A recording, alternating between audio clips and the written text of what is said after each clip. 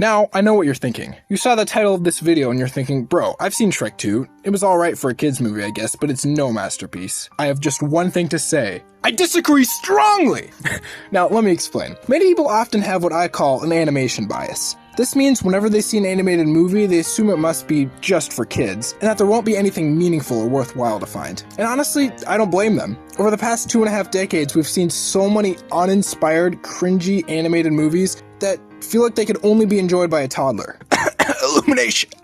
Yeah, sure, there are a lot of soulless 3D animated movies created simply to make more money, but every stereotype has exceptions. One of the greatest examples of this is Shrek 2. Now, I've seen this movie many times as a kid, but the thing is, the older I get, the more meaningful and profound it becomes. As time goes on, I find I'm able to recognize more and more things I couldn't when I was younger. Today, I'll try to explain why Shrek 2 is such an underrated masterpiece, and maybe, just maybe, you'll be able to give it a second look. First of all, it's time to address the elephant in the room. This movie is the sequel to the movie Shrek. While I would consider Shrek 2 to be a much better movie, it still would be worthwhile to take a step back and look at where the series started. Shrek was created to flip the traditional fairy tale stereotype on its head. Instead of a dashing hero as the protagonist, the main character is the ugly ogre Shrek. The characters in this fantasy world judge Shrek before they even know him. They see him as a terrifying monster and run away in fear. This causes Shrek to become reclusive. He lives alone in his swamp, and he keeps his feelings to himself, not allowing anyone to come close. As the movie takes its course, Shrek makes friends with Donkey, embarks on an epic quest, and falls in love. In the process, he takes the first steps in opening up to others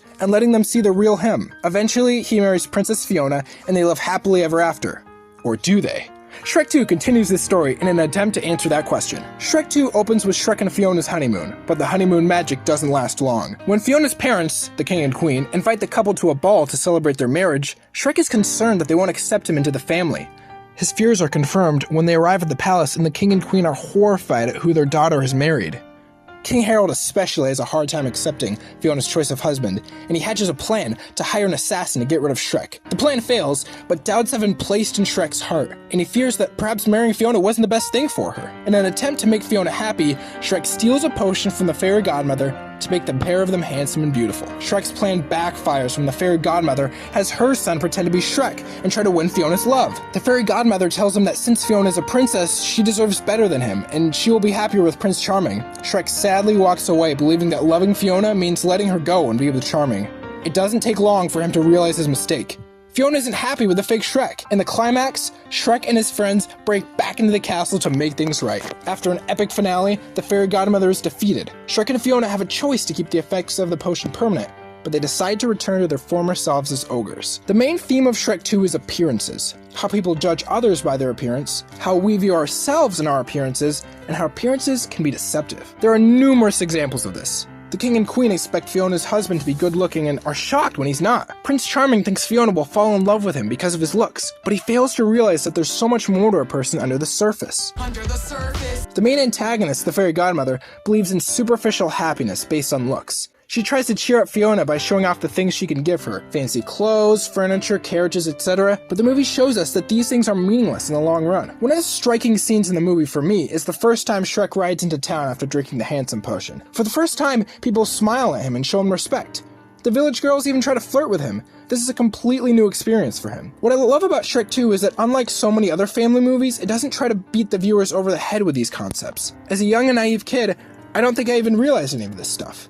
I liked it and thought it was funny, but let's be real, kids will like anything on a screen you shove in their face. However, this is still a really funny movie, and the humor in Shrek 2 is something I think is worth talking about. A lot of the humor in Shrek 2 stems from the great characters and the excellent line delivery. Donkey is one of the funniest characters in any animated movie I've ever seen, and the way his character interacts with Shrek is absolutely priceless. Plus, there are so many funny little details to find if you're watching carefully, like how the sign in the bar says, "We deserve the right to behead anyone." There are tons of parodies and references to fairy tales and pop culture, like when Shrek and Fiona recreate the iconic upside-down kiss from the first Spider-Man movie. One of the things that really sticks out to me about Shrek 2 is the character development. The first movie is about Shrek learning to step outside of his comfort zone and how he eventually finds love. As a natural progression in the sequel, Shrek has to decide whether his love for Fiona is something worth fighting for. The fairy godmother tells him that he will always be who he is. No amount of potion will change that. She tells him that in an attempt to manipulate him, but it's still the truth, and it's something that Shrek has to come to terms with over the course of the film. Sure, random strangers treat him better in his handsome form, but his appearance doesn't actually matter to the people closest to him. The film doesn't simply explore Shrek's relationship with his wife Fiona, but also his relationship with his father-in-law. King Harold is one of my favorite characters in the series because he's so hilarious. This is Fiona's choice. Yes, but she was supposed to choose the prince we picked out for her. The other reason is because of the development of his character. When Harold and Shrek first meet, the king is shocked. He can't believe who his daughter is married, and he calls Shrek a hideous monster. It's easy to see where he's coming from too. His reaction at the dinner table sounds a lot like how any parent might feel about a son or daughter-in-law they don't like. He cares about his daughter a lot, and thinks that this marriage is going to ruin her life. Plus, despite being literally the king, Harold at first is a bit of a pushover. He lets the fairy godmother bully him, even going as far as to hire an assassin to kill Shrek, just to stay out of trouble. As time goes on, however, Harold begins to change. He realizes that his daughter loves Shrek and will never be happy with Prince Charming. He eventually stands up to the fairy godmother, and when she tells him to put a love potion in Fiona's drink, he refuses. By the end of the movie, he realizes that Shrek and Fiona are right for each other and gives them his blessing. Okay, this wasn't in the script, but I just have to mention it. The music in Shrek 2 is so good. The orchestrated score is as great as the first movie, and the pop songs they chose are all bangers. Special shoutouts to Changes and I'm Holding Out for a Hero. What an epic climax, and it would not be the same without that music.